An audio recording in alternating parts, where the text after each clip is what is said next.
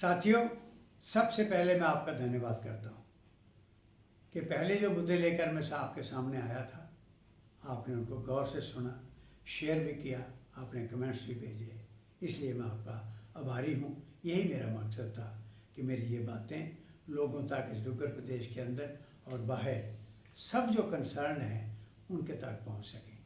आज जो मुद्दा है ये इस डुग्गर प्रदेश के महान और ऐतिहासिक तीर्थ स्थल हैं परमंडल उत्तरवैनी, उनकी बात करने जा रहा हूँ। सबसे पहले मैं इन तीर्थ स्थलों के बारे में थोड़ा सा बताना चाहता हूँ, क्योंकि लंबी बात नहीं कर सकूँगा। इनका वर्णन हमारे वेदों शास्त्रों में हुआ है और इनका ये विशाल रूप, जो इनके मंदिरों का निर्माण होना, अंदर हजारों के तादाद में ये जो संगमरमर के शिवलिंग हैं इनकी स्थापना होना, ये सारा काम हमारे महान महाराजा, इस रियासत के फाउंडर महाराजा गुलाब सिंह के टाइम हुआ। उन्होंने यहाँ पर ये मंदिर बनवाए और वहाँ पर उन्होंने देविका, माँ देविका जो हमारी गुप्त गंगा है उसके किनारे उसके घाट बनवाए, यहाँ हवेलियाँ बनवाई और यहाँ संस्कृत विद्यालय बनाया। यहाँ से लोग बड़े बड़े विद्वान यहाँ से पढ़ के बाहर निकले। उसके बाद महाराजा रणबीर सिंह आ गए। महाराजा रणबीर सिंह एक अद्भुत महाराजा थे, बड़े धार्मिक ख्यालों के थे वो भी, और उन्होंने वहाँ से लेकर उत्तरवैनी और यहाँ आ जाओ जम्मू तक ये सारी एक माला बना दी मंदिरों की। और कहा जाता है कि जब सुबह या शाम को पूजा आरती का टाइम होता था तो शंख की ध्वनि और घंटियों की आवाज़ें मंदिर प्रमंडल से लेकर ये सारी घूमते हुए पूरे जम्मू तक ये माला के रूप में नजर आती थी और आवाज़ें सुनाई देती थी। अद्भुत माहौल बनता था, इसलिए महाराजा रणबीर सिंह जी का भी बड़ा योगदान इसमें रहा। साथियों, जैसे मैंने पहले भी कहा, इस डुग्गर प्रदेश के ये महान स्थल हमारी संस्कृति का प्रतीक है, हमारे भाईचारे का प्रतीक है, क्योंकि उस इलाके के छोड़ के पूरे उत्तरी भारत के हिंदू, मुसलमान, सिख, ईसाई इसके दर्शनों के लिए हमेशा आते रहे। और बड़ी बड़ी हस्तियाँ, संत कबीर दास जी यहाँ पर आए इन स्थलों का दर्शन करने के लिए, और यहाँ पर बिस्मिल्लाह खान आए, यहाँ पर गुरु नानक देव जी आए, और यहाँ पर महाराजा रंजीत सिंह आए। तो इनके अलावा बहुत बड़ी हस्तियाँ यहाँ पर इन तीर्थ स्थलों को देखने आती थी। ये वो तीर्थ स्थल हैं। ये धर्म ट्रस्ट बाद में बना। ये मंदिर जो था, जितनी ज़मीन थी, ये सारे के सारे धर्म ट्रस्ट के अंदर इनका काम चलता रहा, वो इनकी देख रेख करते रहे। गुप्त गंगा, उसकी कहानी भी अद्भुत है। ये वो गंगा है जो गौरी कुंड से, वहाँ से इसका जन्म हुआ, वहाँ से निकली और उधमपुर से मानतलाई से होते हुए सारी यहाँ पर कई जगह गुप्त हो गई, कई जगह फिर दर्शन दिए और फिर आकर यहाँ परमंडल के अंदर नमूदार हुई और यहाँ एक अपने पूरे रूप में बाहर निकली। और ये गुप्त गंगा आपने सुना होगा, आज भी आप देखते होंगे, हर सोमवार को जब यात्रु आते हैं या उस वक़्त भी आते थे, थोड़ा सा रेत पीछे करके एकदम पानी गंगा का उछाल लेता है और उसमें स्नान करके भगवान शिव के दर्शन करते थे और गजब का यहाँ माहौल बनता था। और फिर आपको ये भी बता दूँ, हमने बुजुर्गों से भी सुना हुआ है, आपने भी छोटे बचपन से लेकर हम देखते आए हैं कि यहाँ शिवरात्रि के दिन और रात बहुत बड़ा विशाल मेला लगता है। बड़ा यात्रु यहाँ पर शिव भक्त इकट्ठे होते हैं, पूरी गुप्त गंगा में पूरी पूरी रात नहा रहे होते हैं, लाइनें लगी होती हैं मंदिरों के अंदर दर्शन करने के लिए। और इसके साथ साथ बाकी अमावस्या पर, इन दिनों पर सारे यहाँ पर बड़ी तादाद में यात्रु आते हैं। और फिर एक मेला यहाँ लगता है 3 दिन का, वो लगता है चैत्र चतुर्दशी पर। और ये चैत्र चतुर्दशी मार्च के महीने में या फर्स्ट वीक ऑफ अप्रैल या अप्रैल के पहले हफ्ते में, ये हर साल यहाँ पर 3 दिन का यहाँ मेला लगता है। और उस मेले में लाखों लोग आते हैं। रात को वो कोशिश करते हैं कि यहाँ जो सराएँ हैं वहाँ पर बैठ के रात को वो भजन कीर्तन करते रहें, पूजा करते रहें, बार बार मंदिर के दर्शन करते रहें। ये यहाँ का प्रोग्राम चलता था। लेकिन आस्ता आस्ता मुझे अफसोस से ये कहना पड़ रहा है, जब हम जाते थे अगला टाइम जो आया तो वहाँ पर ये हालत हो गई थी जैसे किसी राजधानी के ऊपर बम्बार्डमेंट हुई हो। ये जो जितने सराय हैं ये तकरीबन गिर चुकी थी और घाट टूट चुके थे और माँ देविका के किनारों पर ज़बरदस्ती लोग कब्जे कर रहे थे, अपने मकान बना रहे थे। पूरा गंद वहाँ का इसमें डालना शुरू हो गए। धर्मत की तरफ से भी कमज़ोरी आ गई और वहाँ पर मंदिरों की हालत भी बुरी हो गई, दीवारों में दरख्त उगना शुरू हो गए। तो उस वक़्त हमने 1993 की बात है, हमने कुछ साथियों को, कुछ बुज़ुर्गों को ये प्रार्थना की कि हमें इन तीर्थ स्थानों के पास चलना चाहिए। भगवान शिव के चरणों में हम गए और पूरे उन पहाड़ों में पद यात्रा की। पाडल, रजौर, कुम्मी, कठार, ये सारे ऊपर के जो इलाके हैं, मानसर तक, वहाँ पद यात्रा की। इधर बॉर्डर तक की। लोगों को कहा कि एक ऐतिहासिक डुग्गर प्रदेश के तीर्थ स्थल हमारे हाथों से जा रहे हैं। भगवान शिव नाराज हैं, बिल्कुल अपना प्रकाश बंद कर गए हैं, इसलिए हमें वहाँ पर उनका एक अच्छे ढंग से इंतज़ाम हो सके, एक कोशिश करनी चाहिए। और मुझे खुशी है उस वक़्त श्री लक्ष्मीनारायण मंदिर मैनेजमेंट कमेटी गांधीनगर के नुमाइंदे सारे, डोगरा सदर सभा के सारी वर्किंग कमेटी और ये सारे नंबरदार, चौकीदार, पंच, सरपंच, उन इलाकों के पहाड़ी और नीचे मैदानी इलाके के सारे इकट्ठे हो गए। बड़ी विशाल एक मीटिंग हुई। उसमें ये फैसला लिया गया कि हमें इनकी डेवलपमेंट के लिए, भगवान शिव से माफ़ी मांगने के लिए, ये सारे काम करने के लिए हमें एक कमेटी बनानी चाहिए, एक संस्था बनानी चाहिए। तो उस वक्त संस्था का नाम रखा। ये उसके बाद डोगरा संस्था में ये मीटिंग हुई थी, वहाँ पर ये फैसला हुआ और उस वक्त नाम रखा उस संस्था का प्रमंडल उत्तरवैनी श्राइन डेवलपमेंट कमेटी। और मेरी अध्यक्षता में ही वो बनी। मुझे ही सेवा करने का मौका सब लोगों ने दिया और वहाँ 51 मेंबरी कमेटी बनी। हिंदू भी थे, मुसलमान भी थे, सिख भी थे, ईसाई भी थे। वो जानते थे कि अगर ये भगवान शिव का प्रकाश हो जाए, माता वैष्णो की तरह यहाँ एक यात्रा शुरू हो जाए, तो पूरा इलाका सोना उगलेगा।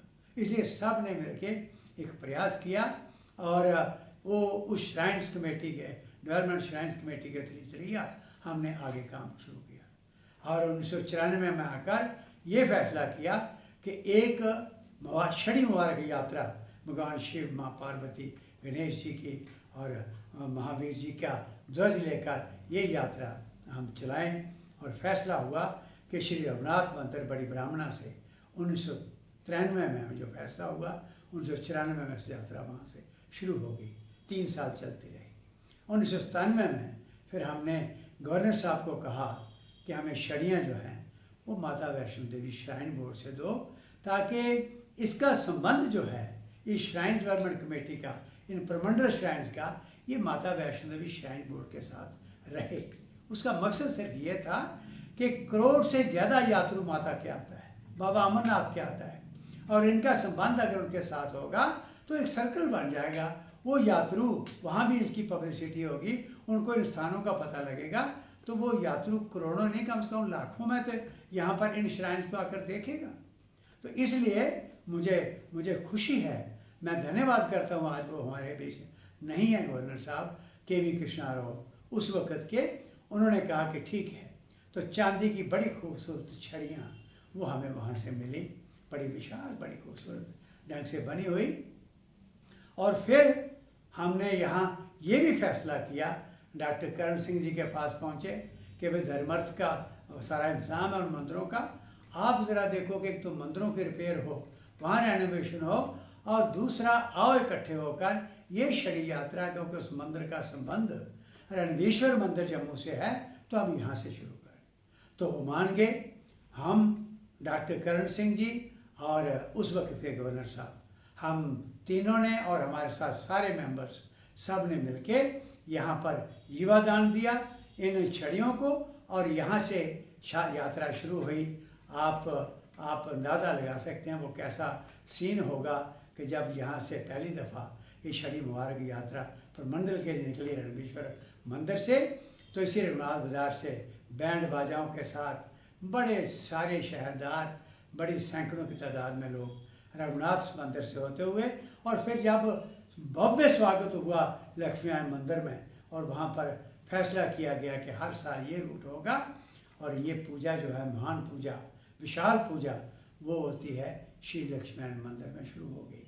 और उसके बाद महादेव मंदिर शास्त्री नगर, और फिर भोलेनाथ का मंदिर जो त्रिकुटा नगर का है, शिव मंदिर ग्रेटर कैलाश है, कालू चक के लोग रास्ते में, फिर हर गाँवों के अंदर, और ख़ासकर बीरपुर, यहाँ दाता रानपाल देव जी का मंदिर है, नरसिंह भगवान का मंदिर है, सारी माताएं बहनें बुजुर्ग बाहर आ गए, और वहाँ से उन्होंने भव्य स्वागत किया, और ये एक रूटीन बन गई। और उसके बाद वहाँ से चल के खड़ाम डाना में पहले दादा देरा देव, उसके बाद खड़ाम डाना के अंदर वहाँ पर जितने भी हमारे पंच सरपंच, मुस्लिम, हिंदू, सिख वहाँ इकट्ठे होकर बड़े अच्छे ढंग से उन्होंने खान पान का पूरा इंतज़ाम, पूरे फूल बरसाने लोगों पर सारा ये शुरू किया।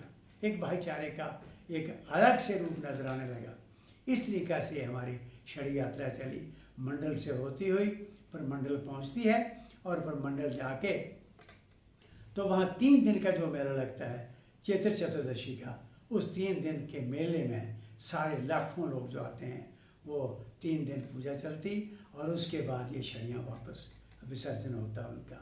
ये प्रोग्राम तय किया और ये प्रोग्राम शुरू हुआ। और उसके बाद कुदरती कोई शिव जी हमारी कृपा हुई, मेरे पास मैं MLC बन गया, मेरे पास CDF आया, और वो CDF लाखों रुपया जो जितना भी आया हर साल का सारा तकरीबन वहाँ लगा दिया हमने।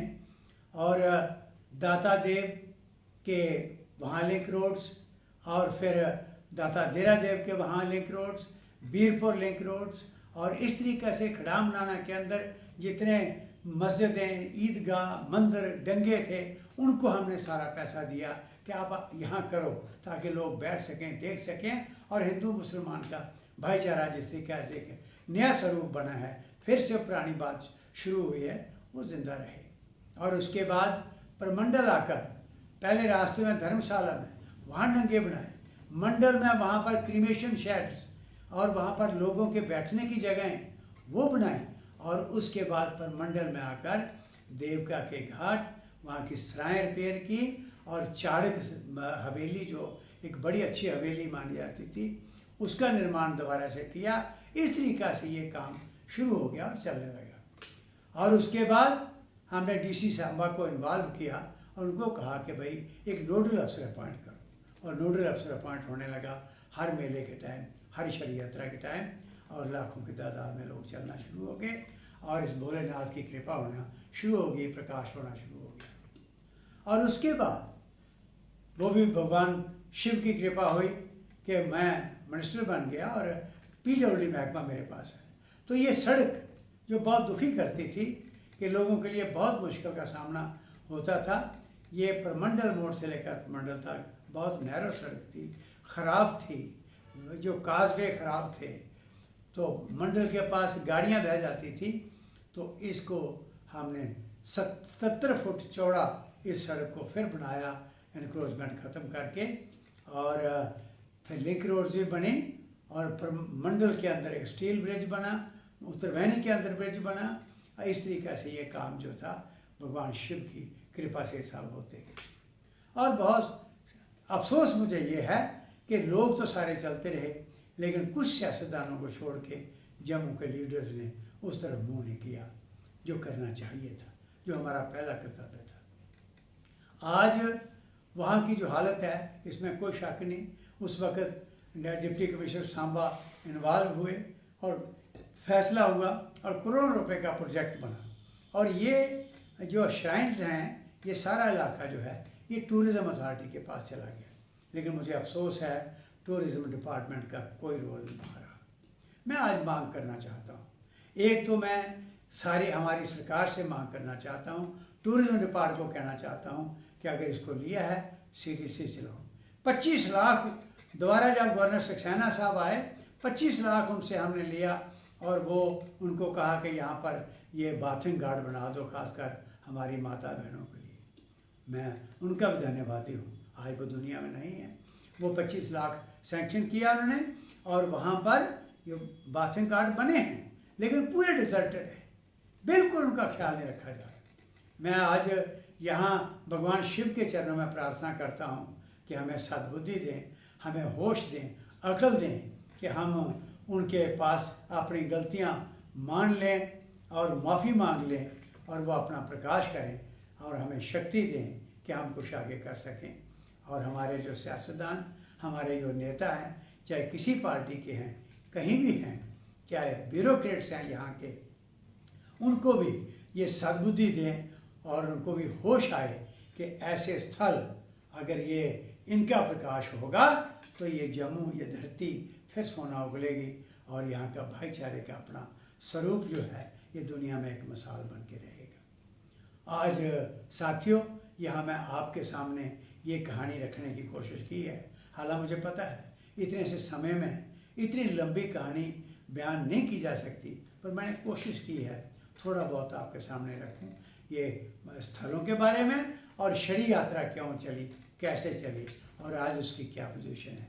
आज मांग करूं मैं गवर्नमेंट से कि वहाँ पर टूरिज्म अथॉरिटी के प्रॉपर लोग लगाओ जिनको इंटरेस्ट हो, और ये डिप्टी कमिश्नर जो सांबा हैं उनकी पूरी जिम्मेदारी हो इस सारे सिलसिले को देखने का, अलग से देखें। मुझे पक्का विश्वास है माँ वैष्णो देवी की तरह यहाँ भी एक पूरा इलाका जो है ये एक हरा भरा हो जाएगा और यहाँ की अनएम्प्लॉयमेंट ख़त्म हो जाएगी। मैं वो सीन देख रहा हूँ कि यहाँ पर कालूचक परमंडल मोड़ से लेकर परमंडल तक जो सिर्फ नारियल लेकर प्रसाद लेकर बैठेंगे उनकी अनएम्प्लॉयमेंट खत्म हो जाएगी। इसलिए सोना उगलेगी धरती, तो उसके लिए ये गवर्नमेंट होश में आए, करे इनका, इन तीर्थ स्थानों को देखे और जितनी सुविधाएं चाहिए, चाहे ट्रांसपोर्ट प्रॉपर चाहिए, रोड्स प्रॉपर चाहिए, बस अड्डा प्रॉपर चाहिए, बिजली चाहिए, पानी पीने वाला चाहिए और वहाँ देवका के घाट पर इंक्रोचमेंट ना हो उसको संभालने की बात है। ये सारी चीज़ें गवर्नमेंट ने करनी चाहिए और मैं अपील करता हुआ आप सबसे प्रार्थना करता हूँ आप भी वहाँ पर आएँ, विज़िट करें, देखें, भगवान शिव का आशीर्वाद लें और हम सब इकट्ठे मिलके चलें और इस गजब के डुग्गर प्रदेश के इस तीर्थ को, इस काशी विश्वनाथ, इस छोटे काशी को हम फिर से उस तरीक़ा से वो एक लोगों के सामने पेश कर सकें।